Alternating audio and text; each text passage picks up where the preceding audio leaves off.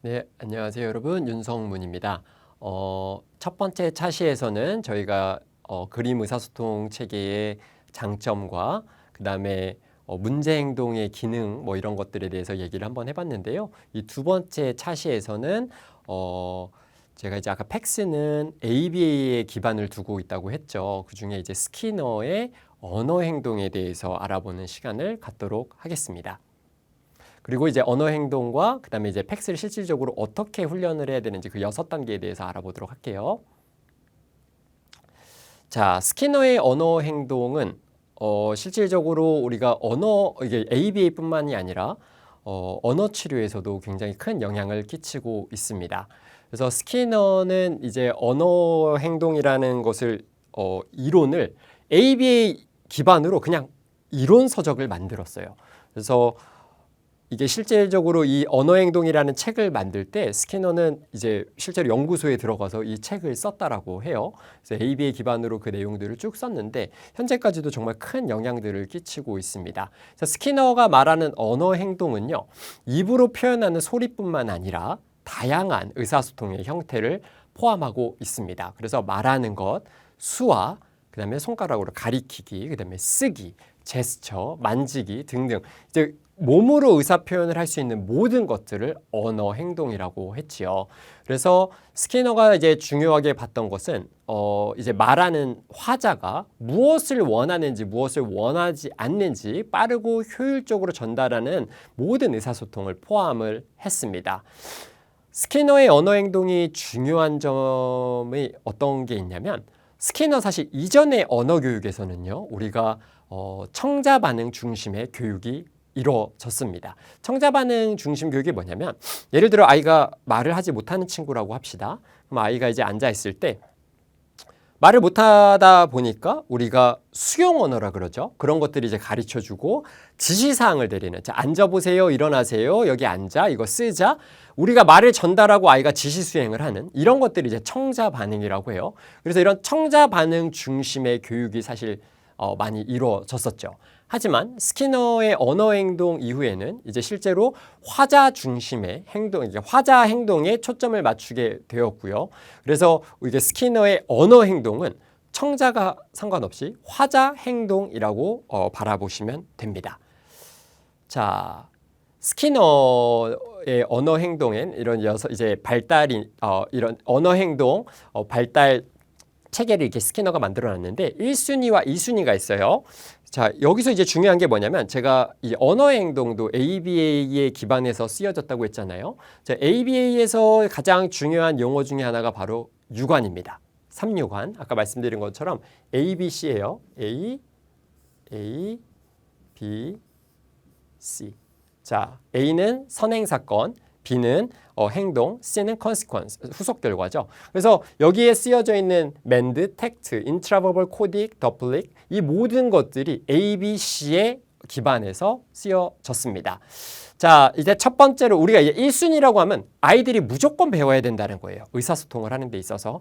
2순위는 자, 사실 그렇게 배울 필요는 없다. 의사소통에 큰 문제는 없다예요. 이게 오토크리틱은 굳이 배우지 않아도 의사소통에는 문제가 없다라고 하는 건데 이거는 이따가 설명을 드리도록 하고, 자, 첫 번째로 이제 나오는 것이 바로 mend입니다. mend, 자, mend, tact, 그다음 intraverbal 이 용어들은요, 스키너가 이 말을 만들어낸 거예요. mend란 영어가 없죠. demand, command, 그다음 이런 이제 mend가 들어가는 단어에서 mend를 이제 뽑은 거예요. 그 스키너가 맨드라고 이제 이름을 명명을 했는데 우리나라 말로 굳이 이제 해석을 하자면 이건 요구하기에 해당됩니다. 자, 요구하기를 아이들이 배워야 되는데 요구하기를 배울 때도 A, B, C의 형태로 배워요. 자, 당연히 B가 이제 요구하는 건데 학생이 요구하는 걸 배우는 건데 자, 그럼 A는 뭐가 되냐면 바로 동기입니다. 그러니까 동기가 형성이 되어야지 요구하기가 이루어지고, 그럼 consequence 결과 강화물은 어떤 강화물을 받을 수 있을까요? 요구한 것을 주는 게 바로 강화를 받는 거죠. 그래서 요 3유관으로 요구하기가 이루어지는 것은 아이가 동기가 생기고 요구하기를 하고 요구한 것에서 받는다. 요렇게 이제 3유관으로 이루어져요. 자, 제가 아까 말씀을 1회기에서 말씀을 드렸던 게 뭐가 있었냐면, 자, 아이를 처음 만나면은 자, 무바라인 아이라고 칩시다. 아이가 간식을 좋아해요. 간식을 제가 조금 줍니다. 아이가 더 조금밖에 안 줬기 때문에 아이가 더 먹고 싶어 하죠. 그게 바로 이제 동기를 제가 오히려 형성해 준 거예요. 간식을 처음에 주지 않았다 그러면은 아이가 동기가 없었을 수도 있습니다. 그렇죠? 근데 제가 아주 조금 줬어요. 근데 먹어보니까 더 먹고 싶거든요. 동기를 형성시켜주는 A에 충족된 거예요. 그리고 이제 제가 가르쳐주면서 아이가 간식에 해당되는 그림을 아이가 스스로 집어서 요구하기를 합니다. 자, 맨드를 한 거예요. 그러면은 청자인 선생님이 이 그림을 받고 너 간식 달라고 간식을 줍니다. 바로 C, 후속 결과에 해당되죠. 그래서 아이가 요구하는 것을 주는 것. 그래서 이게 이제 반복되다 보면은 맨드, 요구하기에 대한 행동을 우리가 강화시켜 줄 수 있는 거죠. 두 번째는 텍트입니다. 텍트도 이제 스키너가 만든 용어예요. 텍트 이제 뭐 컨택트, 그다음에 이런 이제 거기에서 이제 또 텍트를 따온 건데 우리나라 말로 하자면 이건 명명하기입니다. 그래서 명명하기는 뭐냐면 이거 보고 말하는 거예요. 보고 윤성문, 텔레비전 이렇게 이제 색깔을 말할 수도 있고요. 회색. 요게 이제 바로 텍트 명명하기인데 텍트의 ABC는 뭐냐면요. A는요. 시각적 자료입니다. 자, 말이 아니에요. 자, A가 시각적인 자극이 주어진다는 거예요. 시각적인 자극. 그 다음에 B, 텍트합니다. 아이가 명명하기를 해요. C는요, 우리가 이제 보통 칭찬, 뭐 이런 것들을 해주는데 우리가 그런 걸 이제 사회적 강화물이라고 하죠. 그래서 사회적인 강화물을 제공을 합니다. 그래서 중요한 점은 A가 바로 시각 자료라는 거예요. 그래서 아이가 실질적으로 봤을 때, 그냥 눈으로 보고 칠판, 뭐 의자, 책상, 물 이렇게 말하는 것을 텍트라고 합니다. 그래서 우리가 이제 텍트를 실제로 연습할 때도 이제 카드 같은 걸로 많이 연습하죠. 이제 카드를 들고 우리가 손가락 표시를 하면 아이가 거기에 이제 명명할 수 있는 이게 바로 텍트 영역이에요. 자, 그 다음은 이제 인트라버벌입니다. 인트라버벌은 대답하기, 빈칸 소리에 대답하기라고 써져 있는데 이거는 그러니까 묻는 것에 대답한다라고 이제 생각을 하시면 돼요. 여기서 이제 A, B, C는 어떻게 되냐면 자, 아까 텍트에서 A는 시각적 자료였어요. 인트라버벌에서 A는 사람의 언어적 자극입니다. 그러니까 누가 물어보는 거예요. 언어적 자극. 그래서 이제 질문에 대한 대답을 하는 것들이기 때문에 언어적 자극이 주어지고요. 그 다음에 B가 인트라버벌 대답을 합니다. 대답을 하고 C가 이제 사회적인 강화물을 받는 거예요. 그래서 노래 같은 것도 마찬가지. 우리가 이제 뭐 닭장 속에는 하면 아이가 암탉이 요렇게 요런 것도 이제 인트라버벌에 해당돼요. 인트라버벌. 그다음에 이제 코딕은 뭐냐면 코딕은 이제 제가 두 개를 써놨는데 글씨 읽기와 그다음에 듣고 쓰기라고 해놨습니다. 코딕의 조건은 뭐냐면 언어인데 다른 형태의 언어여야 해요. 자, 글씨 읽기의 A는 뭐죠? 눈으로 보니까 시각적인 이제 글씨가 써져 있는 거예요. 그다음에 B는 음성 산출입니다. 그리고 사회적 강화물을 받는 건데 그래서 형태가 다른 거예요. 그래서 듣고 쓰기도 마찬가지입니다. 오디오로 들었어요. 듣고 글씨를 써요. 자, 형태가 다르죠. 그래서 이거는 언어마다 다르게 써질 수 있는 거예요. 한글로 쓸 수도 있고 영어로 쓸 수 있는데 듣는 내용은 똑같은데 써지는 거는 다른 내용이 써질 수가 있죠. 그래서 형태가 다르다라는 차이가 있어요. 더플릭은 뭐냐면 형태도 똑같습니다. 그래서 코딕과 더플릭의 차이는 코딕은 아까 말씀드린 것처럼 형태가 다르지만 더플릭은 형태가 똑같아요. 소리를 들으면 소리를 똑같이 말하는 거예요. 누가 글씨 쓰면 똑같이 글씨를 쓰는 거예요. 이게 바로 더플릭입니다. 사실 더플릭에서 여러분들이 가장 많이 들어봤을 법한 바로 에코익이 있습니다. 에코익이 이제 소리를 따라하는 거예요. 사실 우리가 실질적으로 언어를 가르칠 때 제일 중요시 여기는 부분이 바로 이 에코익입니다. 자, 에코익을 통해서 다른 것들로 이제 확장이 가능하기 때문인데요. 근데 실질적으로 우리가 이제 무발화인 친구들을 만나게 되면은 이 에코익도 안 되는 친구들이 많죠. 소리를 냈을 때 소리를 따라하면 좋겠는데 그게 이제 시작인데 따라한다는 개념 자체가 사실 없는 거예요. 그래서 실제로 ABA에서는 따라한다는 개념을 가르치기 위해서 실제로 대근육 모방을 먼저 가르치고 대근육 모방이 되면 이제 소근육 모방을 가르치고 이렇게 해봐, 이렇게 따라해 이런 이제 소근육 모방을 하고 그다음에 이제 물체를 활용한 모방도 하고 그러면서 왜 이런 모방들을 하냐면 입에서 이루어지는 모방이 엄청나게 어려운 기술입니다. 그러니까 우리가 이제 일반 발달 같은 경우에는 자연스럽게 습득이 되는데 이제 공동주의가 생기게 되고 자연스럽게 혀를 내밀고 엄마 아빠 하고 말들을 따라하게 되는데 이 공동주의가 부족한 친구들은 따라한다는 개념이 가장 어려운 개념이에요.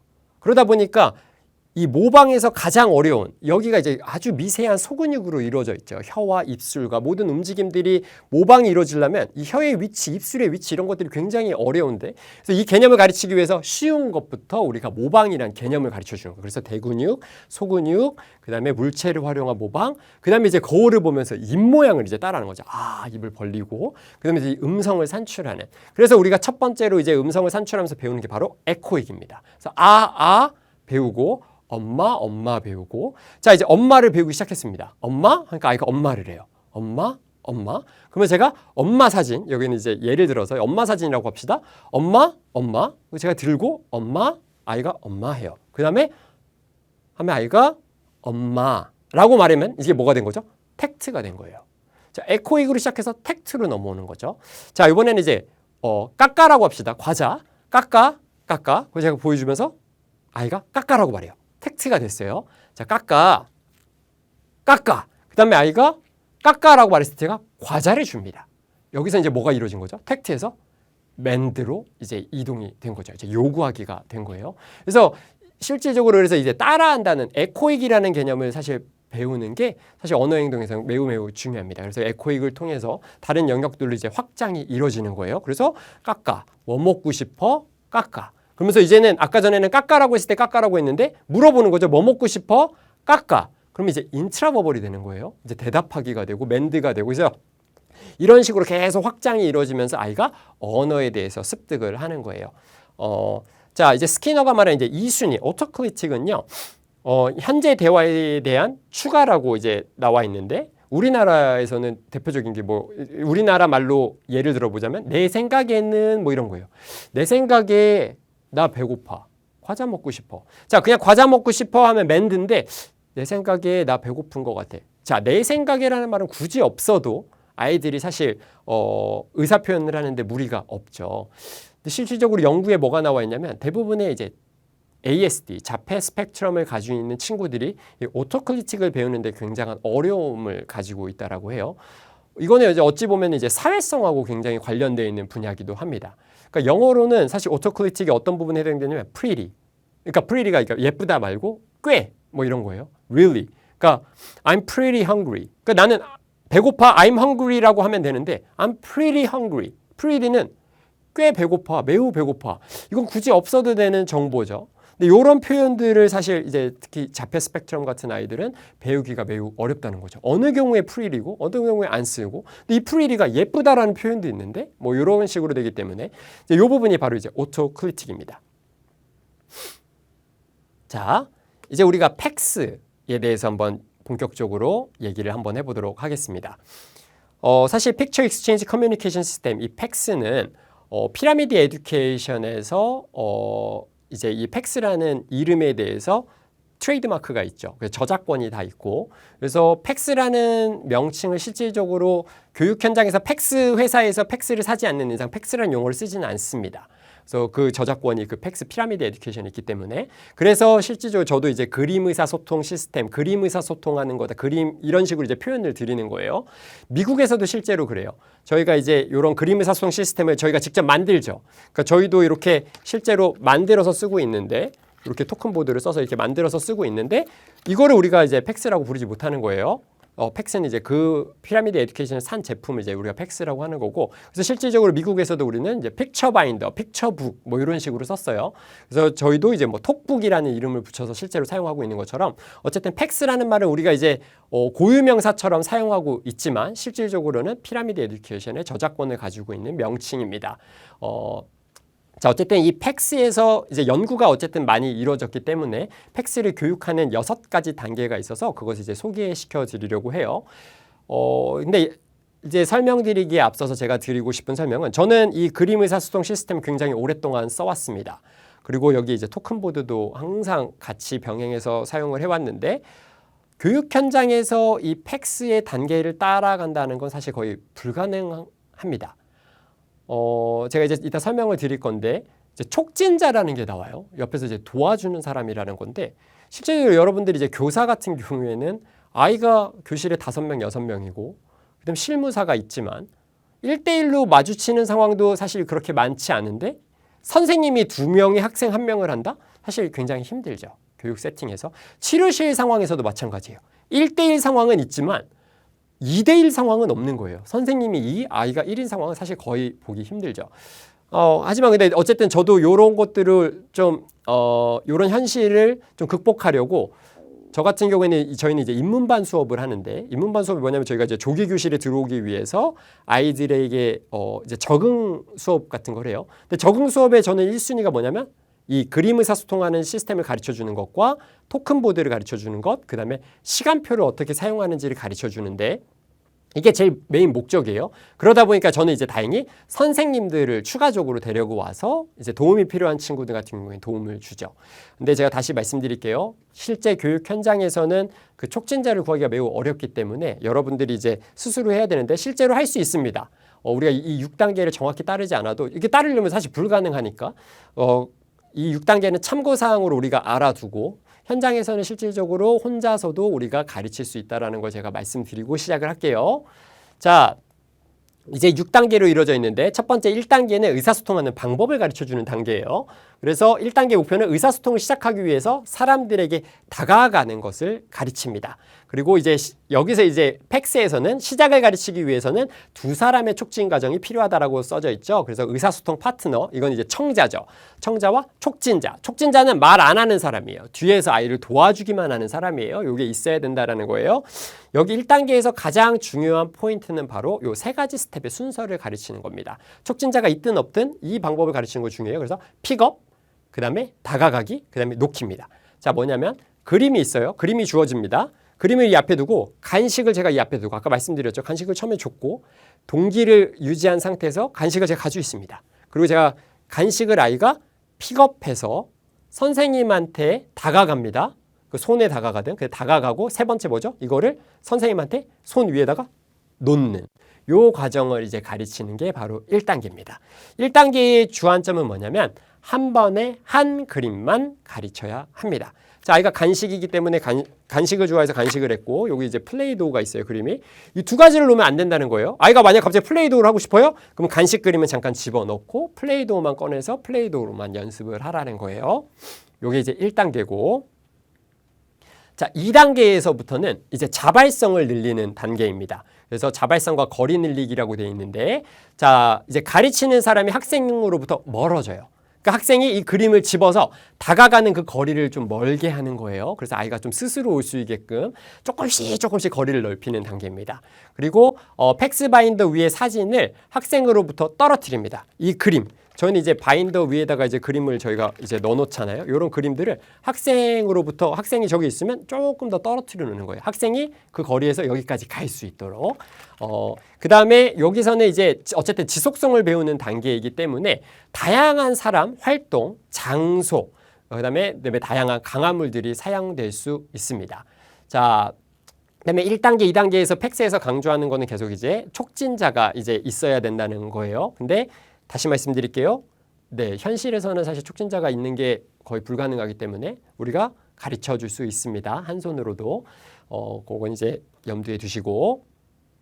자, 거리를 이제 늘리면서 아이들에게 아까 말씀드렸죠. 자발성을 늘리기 위해서는 거리를 계속 늘려야 돼요. 그래서 가르치는 의사소통 파트너가 계속 이제 이동하는 방법도 가르쳐 주고요. 그래서 거리를 조금씩 넓힌다고 했죠.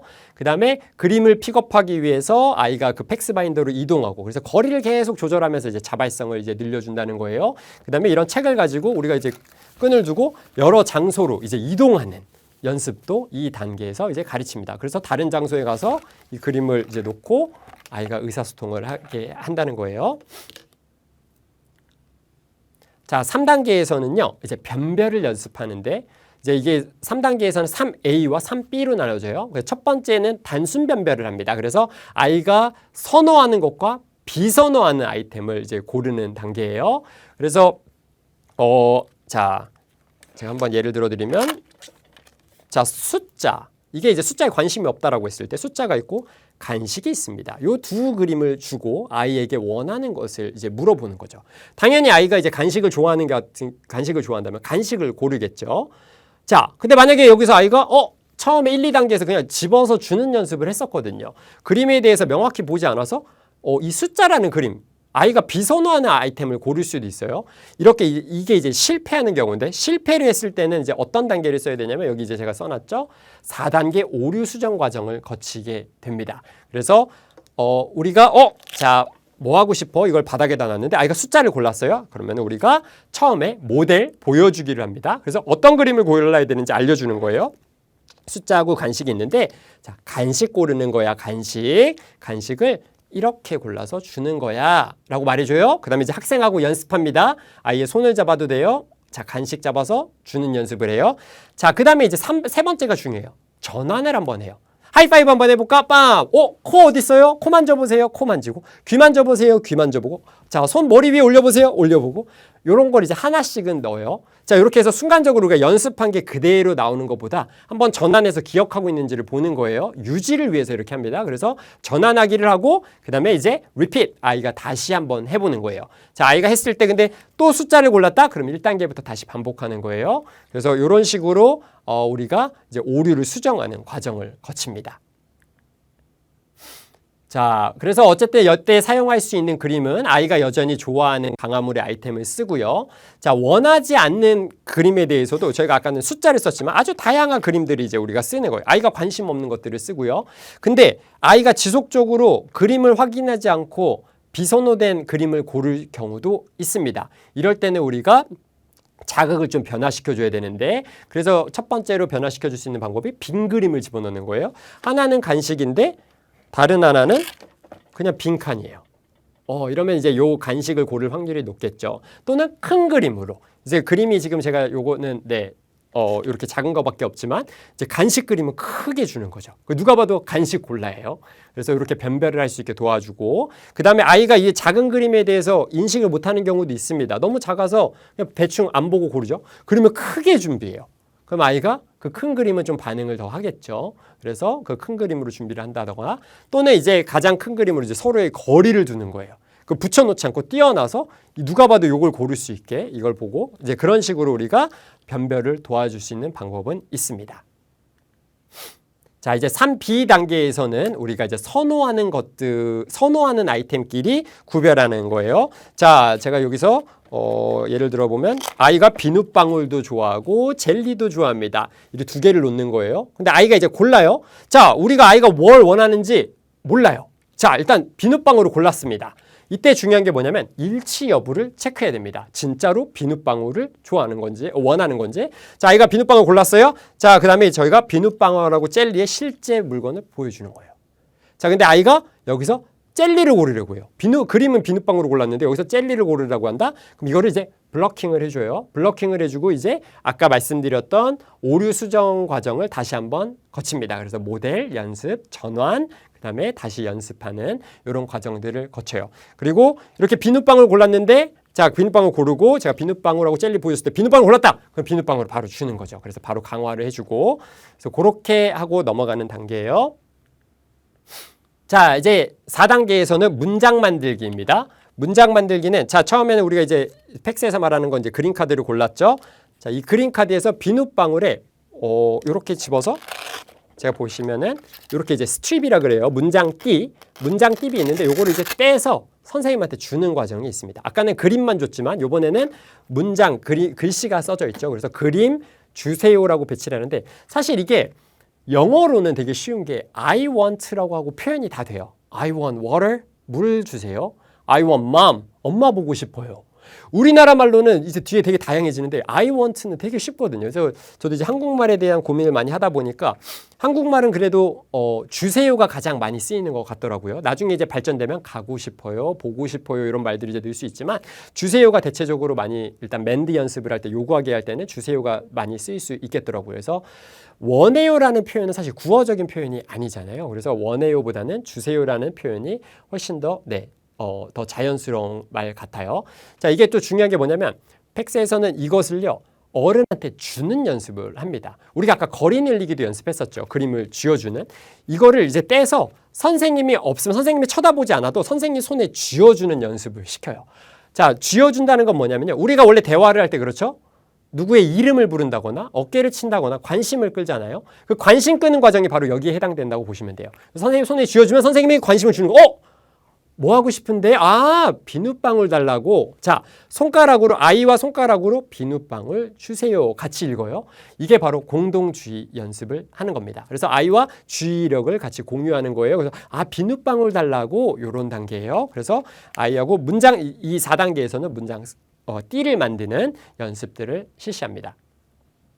자, 이제 5단계, 6단계는 이제 좀 어려운 단계인데, 실질적으로 이제 4단계 정도만 해도 문제행동 중재에 있어서는 4단계 정도까지만 해도 사실 충분합니다. 근데 이제 여전히 발화가 되지 않는 친구들이나 말이 잘 안 되는 친구들 같은 경우, 근데 이제 초등학교 이제 넘어가고 중학교, 고등학교 성인들도 있죠.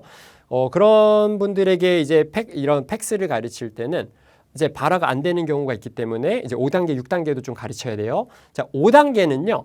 질문을 던지고 이제 대답하는 단계인데, 이게 사실 맨드에 해당돼요. 우리가 뭐 하고 싶어? 라고 물어보고 원하는 것을 떼서 이거 주세요. 이게 바로 5단계예요.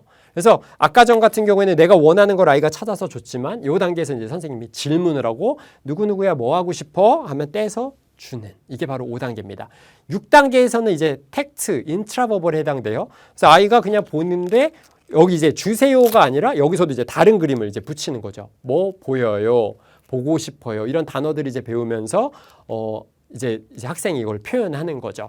그래서 선생님이 질문할 때도 뭐가 보여, 너 뭐 갖고 있어 하면 아이가 문장을 만들어서 주는, 이게 바로 이제 6단계에 해당됩니다. 자, 팩스는 이렇게 1단계에서 6단계로 이제 학생에게 가르치는 것을 얘기를 하고 있습니다. 네, 다시 말씀드릴게요. 실질적으로 교육 현장에서는 촉진자가 없고, 그 다음에 이제 문장띠 같은 경우도 우리가 아까 4단계에서 배웠지만, 저는 보통 이제 초반에 가르치는 경우도 많습니다. 저는 아까 1단계에서 4단계를 하루 만에 가르치는 경우, 하루라고 하면 이제 한 세션 40분 정도만 해도 충분히 가르칠 수 있는 아이들이 많았어요. 그래서 이건 이제 어느 정도 좀 노하우도 쌓여야 되고 이제 경험이 필요한데, 저도 여기서 시연을 하면 좋겠지만 시연은 이제 다음에 우리가 이제 강의 기회가 있으면 시연으로 좀 보여드리도록 하고, 어쨌든 다시 말씀드릴게요. 1단계, 6단계를 우리가 따를 수 있으면 좋지만 따르지 못해도 우리가 여전히 아이들에게 이 그림으로 의사소통하는 시스템을 가르칠 수 있습니다. 그래서 다음 차시에서 우리가 토큰보드에 대해서 연습을 이제 말씀을 드릴 건데, 토큰보드와 이 팩스를 어떻게 결합해서 사용할 수 있는지에 대해서 한번 설명을 드리도록 하겠습니다.